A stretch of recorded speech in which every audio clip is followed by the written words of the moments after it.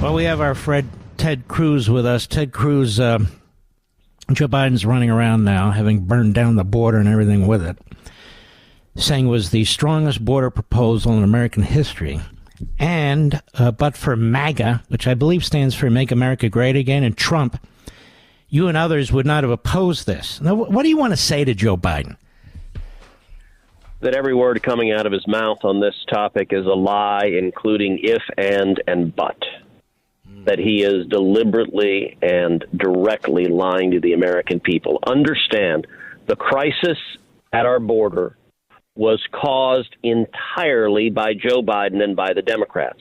When Biden became president, he inherited the lowest rate of illegal immigration in 45 years. President Trump, working hand in hand with Senate Republicans, had made enormous progress securing the southern border. We had achieved incredible success, and Joe Biden deliberately and systematically broke the border. 3 decisions caused this crisis. Number one, the first week in office, Joe Biden immediately halted construction of the border wall. Number two, Biden, again the first week in office, reinstated the disastrous policy of catch and release. And number three, Biden pulled out of the incredibly successful Remain in Mexico agreement. That's why this crisis happened. It was unilateral action from Joe Biden.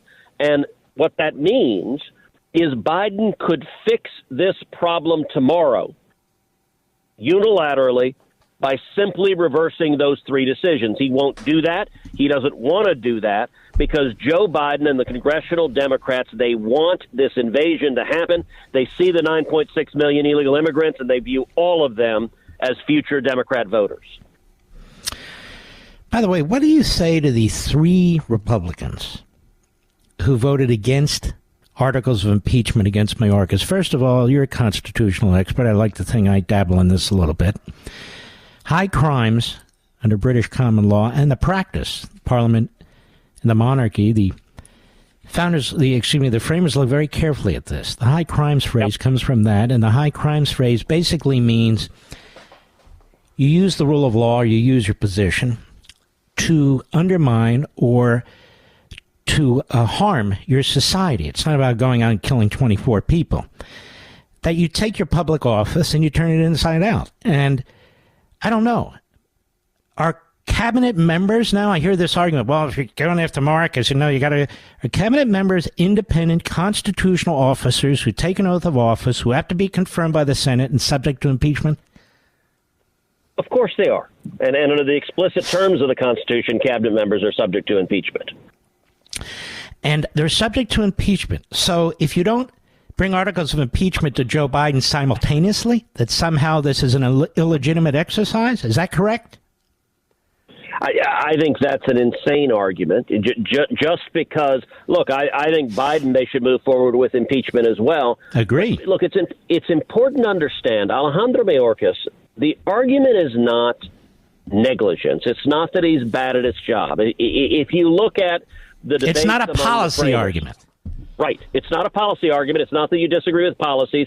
And it's not, you look at the debates over the adoption of the Constitution, and they discussed the impeachment clause, and they said it did not lie, for the word they used was maladministration. In other words, if someone's just bad at their job, that was not a reason for impeachment. But Mayorkas isn't just bad at his job. It's not that he's negligent or lazy. It is that he's doing something that no cabinet member in the history of our country has ever done.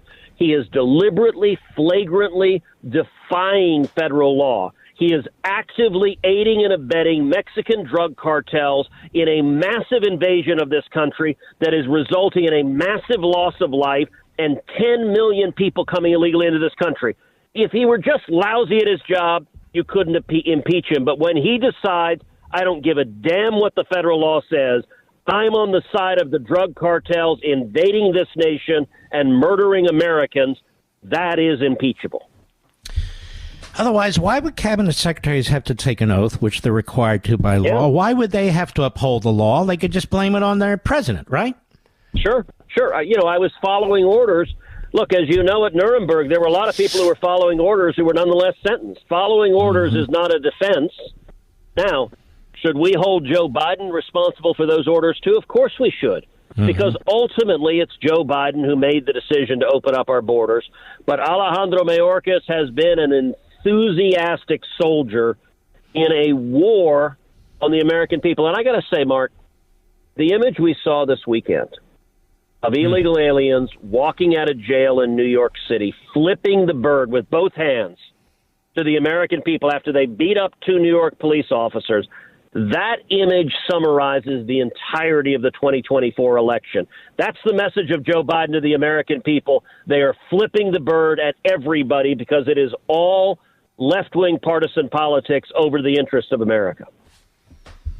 This idea that Joe Biden doesn't have any independent power to do something. First of all, we have a Supreme Court ruling when a governor of Arizona said, look, we're not doing enough. I will do X, Y, Z. The court said, no. Only the president, the administration has that authority, which is not true.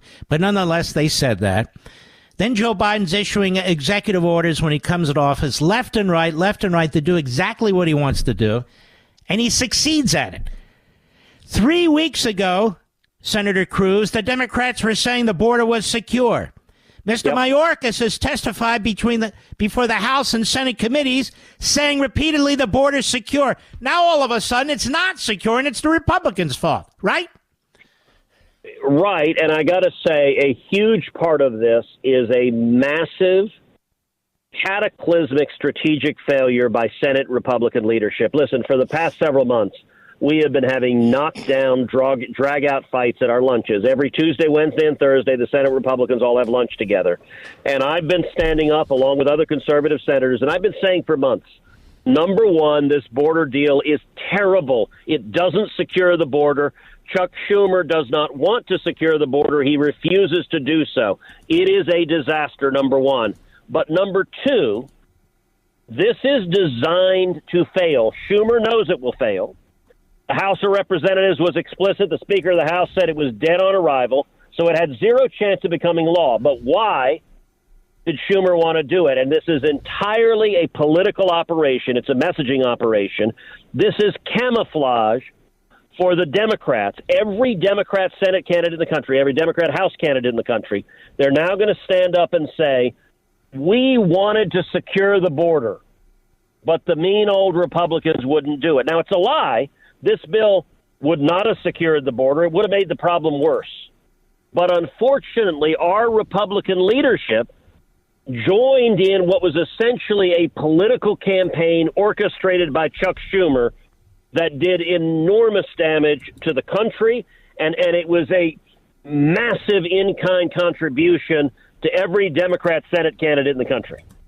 Mm-hmm. Now, I want to talk to you about funding for Israel. Yeah. There are 14 Republicans who voted against the standalone bill. They say we must have these, these reductions elsewhere. Now, I want to say something to you about this. We're not talking about subsidies for electric vehicles. Yep. We're not talking about bicycle paths. Every dollar is not the same.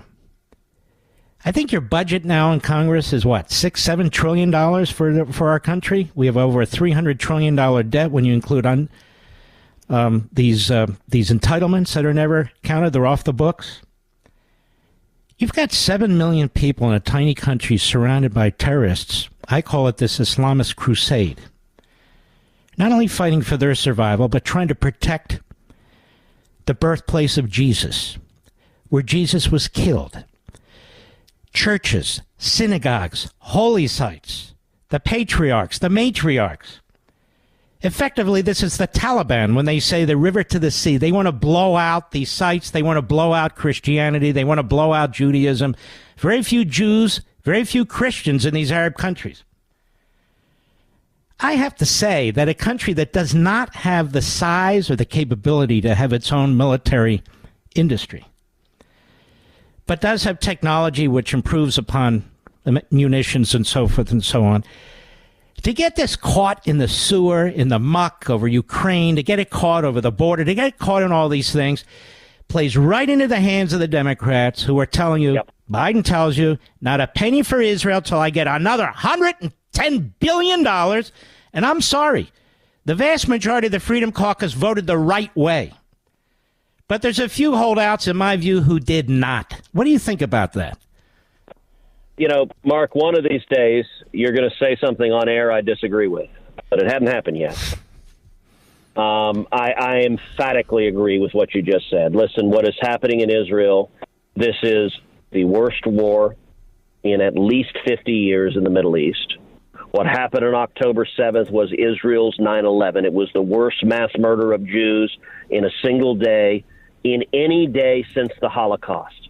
And Israel is fighting to eradicate Hamas. Now, understand, we support Israel not because we're in the welfare business, not because we're helping out some down on our luck neighbor, but because it is in America's interest. Hamas murdered dozens of Americans on October 7th. Hamas hates America. It was one of the worst terror attacks in history against the United States of America as well.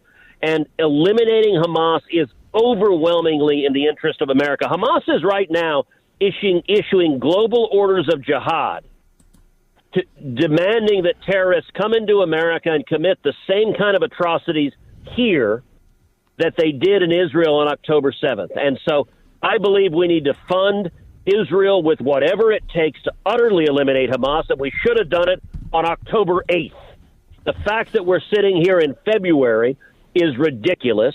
Joe Biden deliberately held Israel military aid hostage in order to push the rest of his agenda through.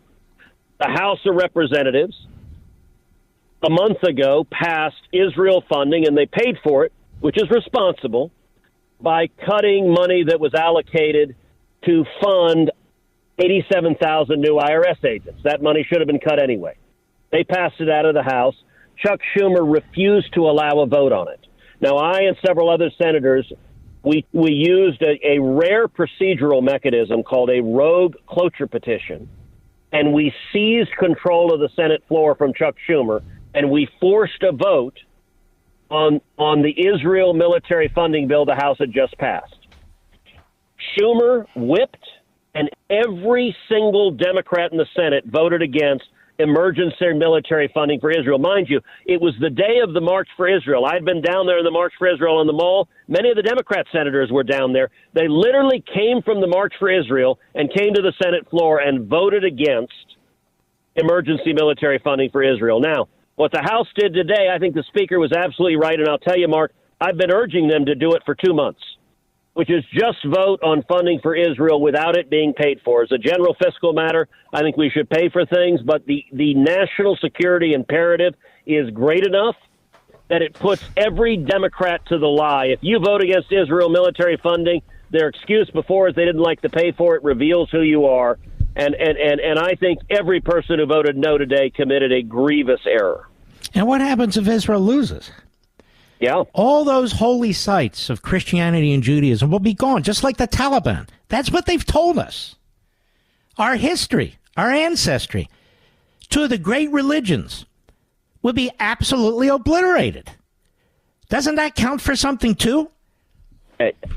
Absolutely. And this is a battle, I believe, between civilization and barbarism. And the Biden administration is the most anti-Israel administration that has ever served in Washington. At every stage since Joe Biden was sworn in, they've been undermining Israel. They've been undermining the Israeli government. At every stage since October 7th, they've been pressing Israel, stop killing terrorists, do not attack Hamas, stop killing the terrorists. I believe we should stand with Israel and say whatever it takes for as long as it takes to utterly and completely eliminate Hamas. Ted Cruz, you're a great man. If people want to help you, where do they go? Well, I'm in a tough reelection campaign. You can go to our website. It is tedcruz.org. I can tell you, Chuck Schumer has named me as his #1 target in the country. The Democrats are going to spend $100 million against me. And just a week ago, the news broke that George Soros has already invested millions of dollars in Texas trying to beat me. And so I want to encourage your listeners, go to tedcruz.org, make a contribution, give $25, $50, $100. We're going to have $100 million from Schumer and Soros coming against me. And my last reelect, Mark, I won by less than 3 points. It was incredibly So here's close. what we're going to do for Ted Cruz and Ted Cruz only, because I have to go. You need to come on here every 3 or 4 weeks. We need to remind people why you're the most important senator in the Senate, and we need to rally around you. And Ted Cruz, thank you. I got to go. I got a hard break. God bless you, my friend.